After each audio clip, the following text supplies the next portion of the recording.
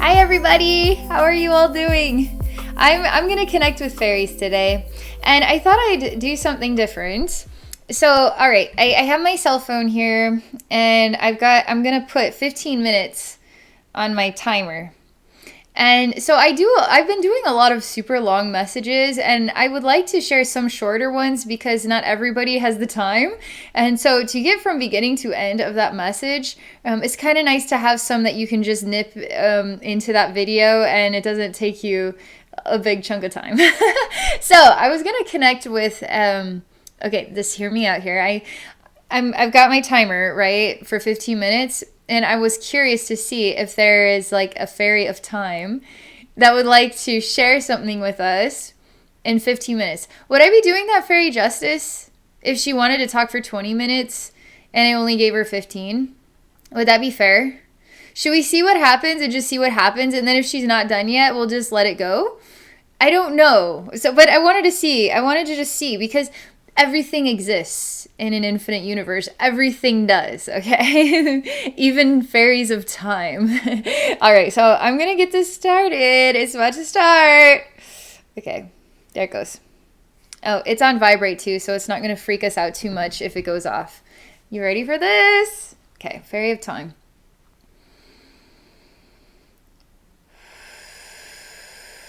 Fairy of time. Weird. This is weird. It's a weird looking thing. It looks like it's got a massive elephant trunk and a very bloated ogre-like face and body, and it's sitting in a very dirty cell-like place. It doesn't look healthy, to be honest. I'm very perplexed. This is a total fairy energy as well. And I ask her what happened to her.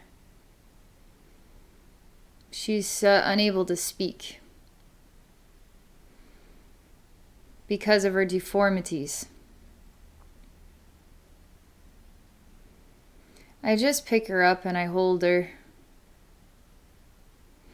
She's not healthy. I mean, she just bites me, and she's got these like infectious teeth, and they're not sharp. They're like human teeth.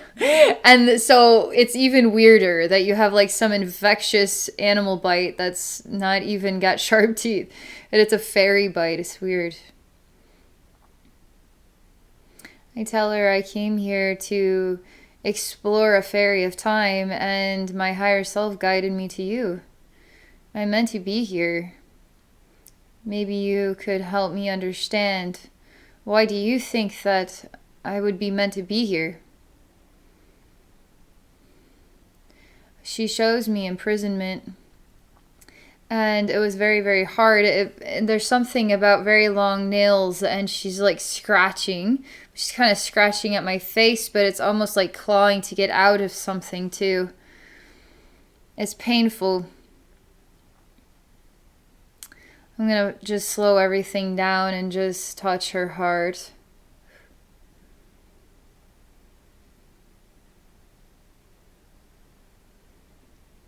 She says that I don't have power over time here. So for me to slow things down is not going to work.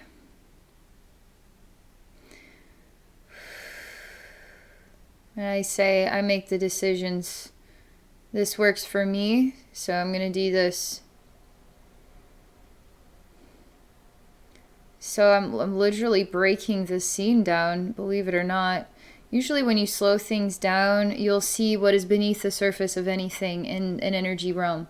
So slowing this down, it's almost like this space itself is made out of crystal, and the crystal is chipping away and breaking when I slow it down, but it's quite strange. It's almost like she is also part of the crystal that is chipping and breaking away.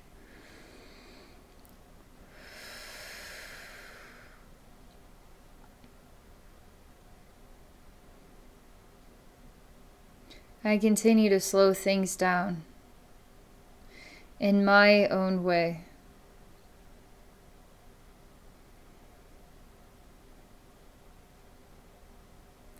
I ask her what happened.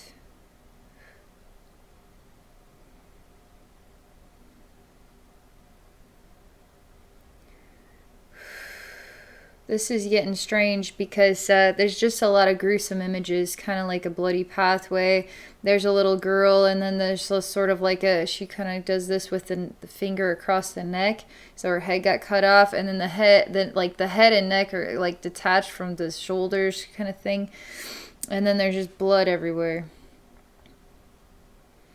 And I just echo back to her what I just saw, to see what she does.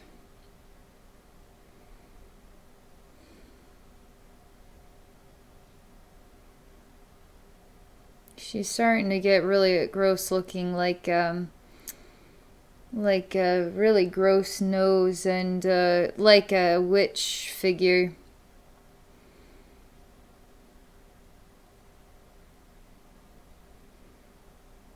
She's got a poisonous kind of goop that is being expressed from her. I'm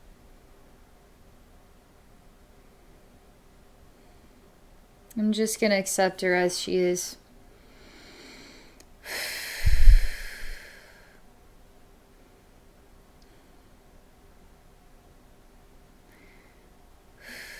I say, what would you like to tell me about time today, or fairies in time?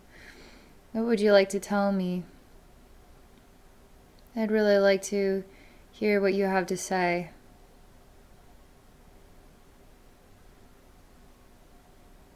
Fairies in time.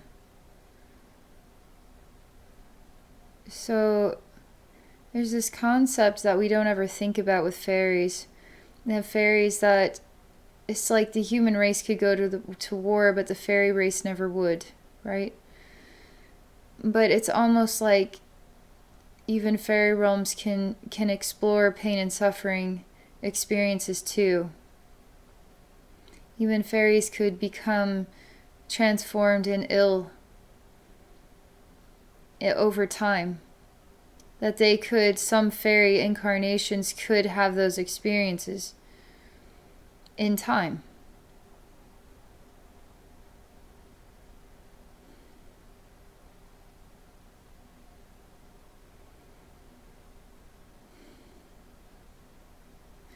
You say, are you happy?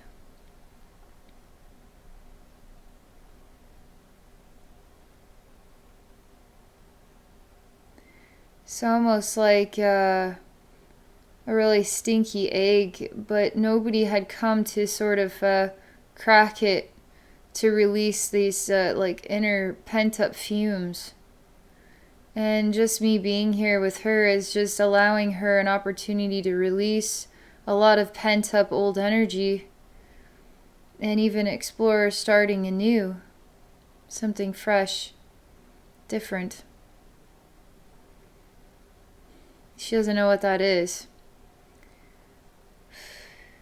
It's also strange because so there are consciousness that enter into crystals, okay? And it's almost like she is in a crystal and got forgotten about, and she's in a state of what would be defined as eternity in its own way. And so how long has she been here? I don't know. But it feels like a very long time to me. Long enough that you would become transformed by it. By an experience where there's no energetic interactions or change. So there obviously is an element of time here.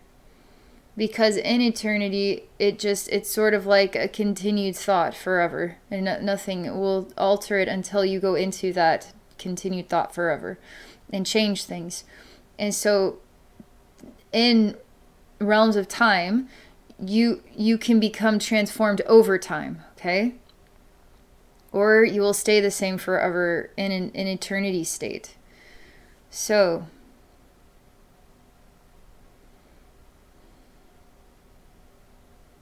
she's not like full of memories just pouring out here. She's not really telling me much from her mind. It's almost like waking up from a very long sleep, but being awake the whole time.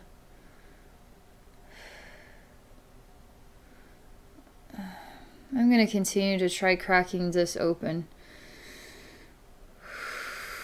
So I'm just going to slow things down. See, when I do that, that's when she starts saying that I'll never be able to help her. I'll never break her free. And I say, well, then that tells me you don't want to be broken free. When was the last time somebody came here? Do you remember?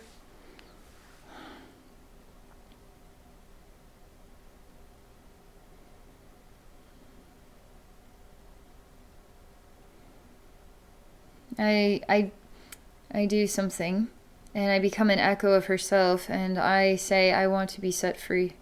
And I echo the sound through here a million trillion times over in order to create the effect of her being ready to say it herself, as though in time she has said this. Somewhere in time she has said this. So I become the version of herself that is saying this, so that way we can close the loop. That way she is saying that right now we can break this down and we can move on to new things.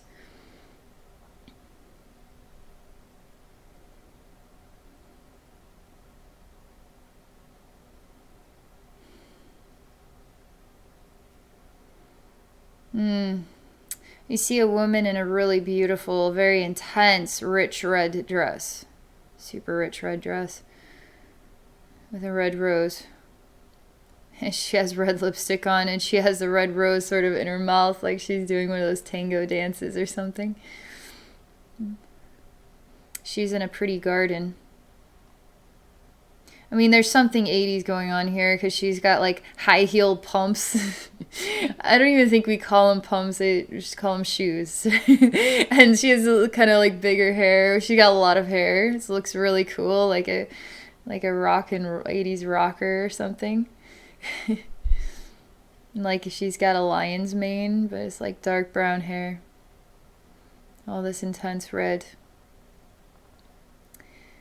She shows me the scene, and then we are looking into a pond that's nearby the garden. It's like in it, it's nearby where she is standing. And she's taking me away from that scene as though we're fairies just kind of flying through this image looking at this woman. And we're flying in towards this pond. The pond actually looks like a crystal. I mean, it looks like it's made out of many cubes. Lots and lots and lots and lots and lots and lots of cubes make up this pond. Almost like it's a crystal. But it's water. And she creates a gateway, a doorway. This is like everyday life. And she opens up one of the cube doors and we go through it like everyday life. No big deal. This is normal stuff. And this cube takes us to a place where there's, I mean, it's ridiculously insane. And every single cube has different colors to it. Different composites of colors. It's just like, and there's so much noise here. It's like there's just like, imagine being in a place where there's just infinite cubes everywhere, and there's like one side's pink, yellow, green, blue, and there's another one, and there's these colors, and there's this one, and they're all connected to each other, and it's just like some crazy honey like hive or something. It's all these little doors, all these little cube doors.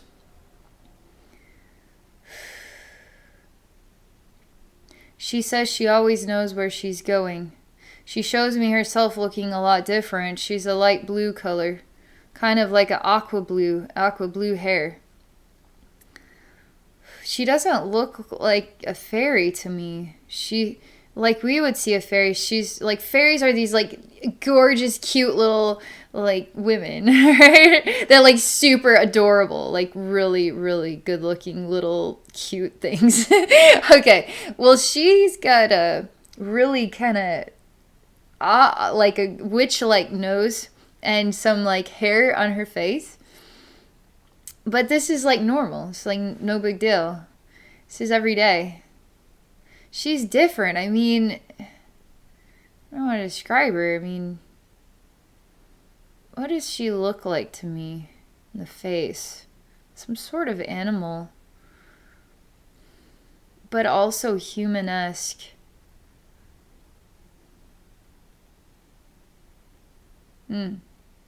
She's got keys, whether she has literal keys or she has she like opens gateways kind of thing. But they show me her with keys to opening doorways.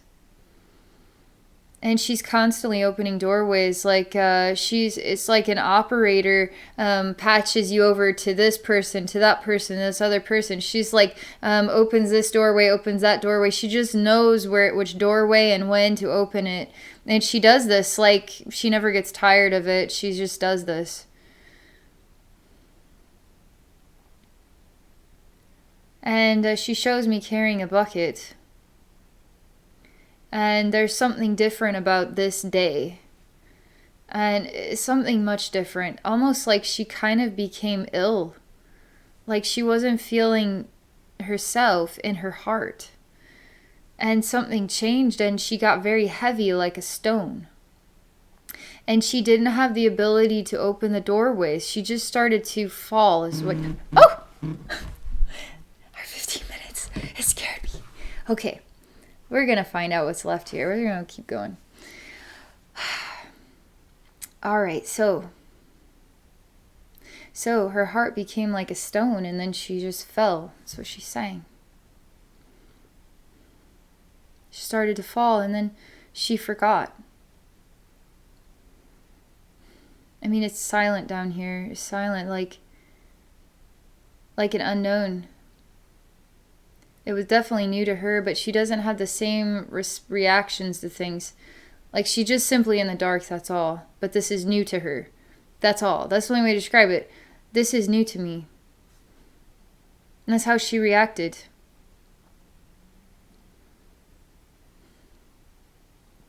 But nobody came. Nobody noticed that she was gone. And so she just waited. It's almost like she knew inside herself that somebody would come when the time was right, that she would wait until then. It wasn't for her to just leave, it was for her to be here right now. Because if she was meant to be anywhere else, then she would not be here. She would be somewhere else. So she then became here, and then that was it. So the next thing is to just be here, and then somebody will come. I see what could only be described as a very long time of life without solitaire, without cards, free cell to pass the time. It's just like, it's time with yourself. But for a consciousness that doesn't have emotions like we do, I'm meant to be here then. I will wait for somebody to come. But there is change that happens. There's alterations. There's morphing of the identity. Because there is still time that exists in this realm. Even if it feels like more of an infinite time, it's still time. Because they show me that she's kind of shaped and molded in a distorted way in comparison to who she once was. But that was her incarnation. That was her death and rebirth experience as this fairy.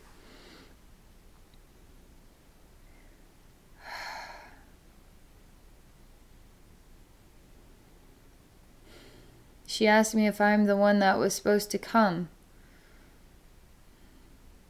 I asked her if I'm the one.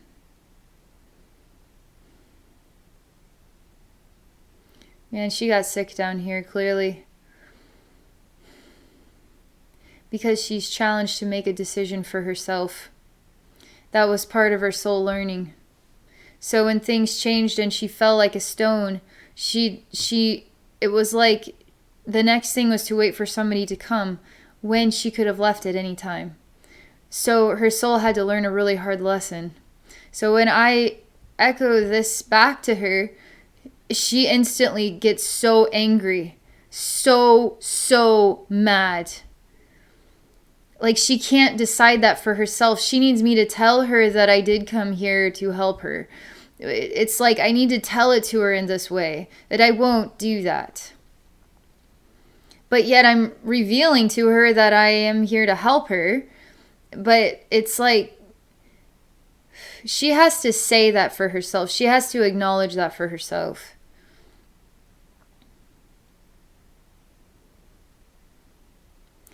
And I actually tell her what I just told you guys. So I'm like just echoing what I just said to you guys to her. So I'm speaking it directly to her. I said, this is what's going on here. But I'm not putting the words in your mouth. I'm just helping you to see something about yourself that you have to decide in the end. That is not my decision. That's your decision. And you are strong enough to do whatever you want to do. She says, who will I become then? What will I do? Who will I be? It's like she needs to be told who that is and what that will be. She doesn't know how to find it for herself.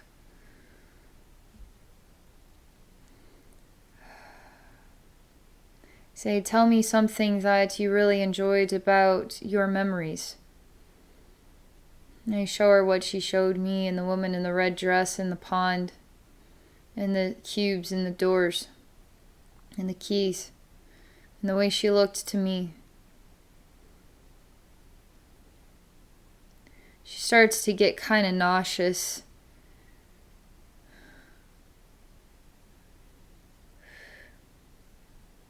My higher self comes and tells me that it's like I need to give her a home. Give me a moment here. I gotta think really hard about this. I know. I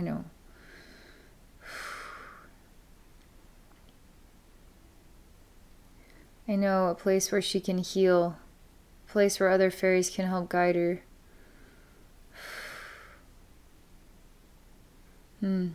So Joe and I have a property together, and hopefully in the next months, we might actually be able to start doing spiritual retreats. But there's lots of land and there's lots of fairies here.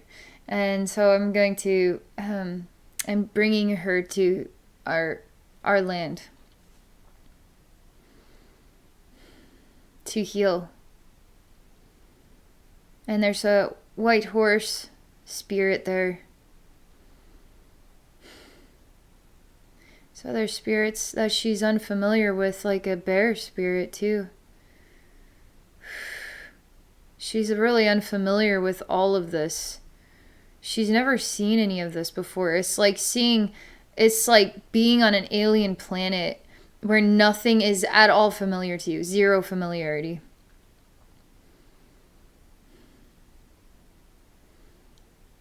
And she starts to cry, and all the fairies hear her cry. All of the animal spirits hear her cry. And anyone wounded will heal here. Anyone wounded will heal here.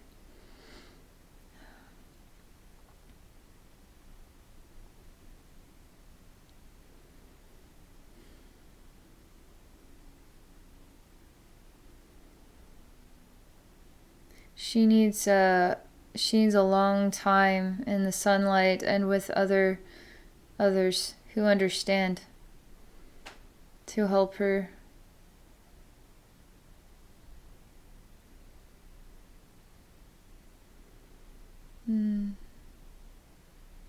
I create like a crystal bed for her to sleep on, and like a little home made out of crystal as well. It's almost like diamond in a way. It's really beautiful the way the sunlight catches it. It's like it goes in every direction inside and everywhere. And I tell her you can remove the walls like that anytime, so you can see the stars, or you could see the northern lights, or the sunlight. Or if you wanted to have it closed, then you can have it closed. But these crystal energies will help you too, along with all the fairies and the animal spirits, and all of the plant life and all of nature. My higher self says that this fairy was not forgotten about, that her higher self chose to have this unique experience. It was essential for her own growth and development and learning.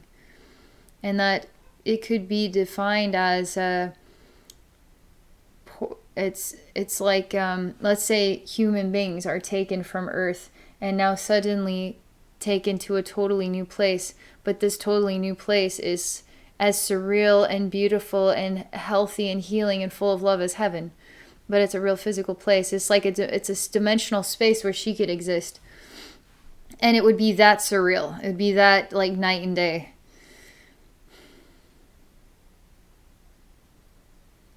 And so she's having that type of life experience right now, that type of incarnation.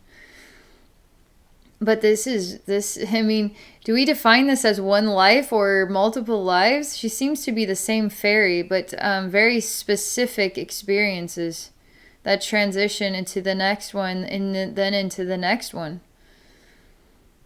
But her higher self is completely aware.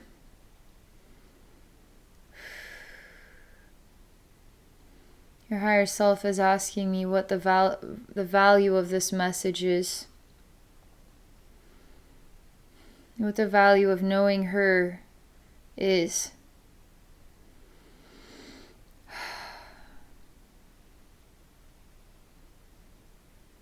Tell her one thing that I like about it is, well, several things. One, to experience the soul's transformation from one experience into another.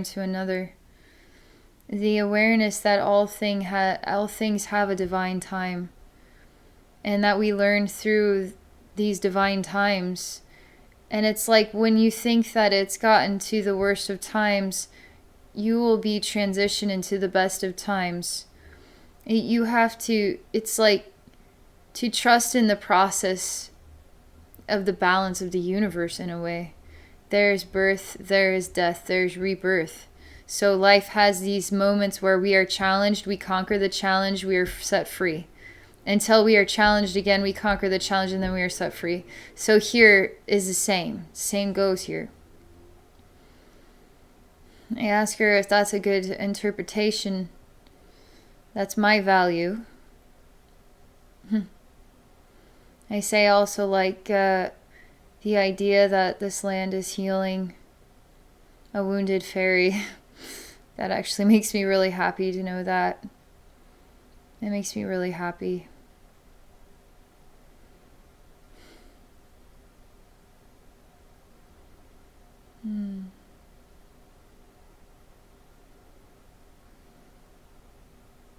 Okay, that's it. That's the message. Man, that was incredibly awesome. That was so freaking cool. That meant a lot to me.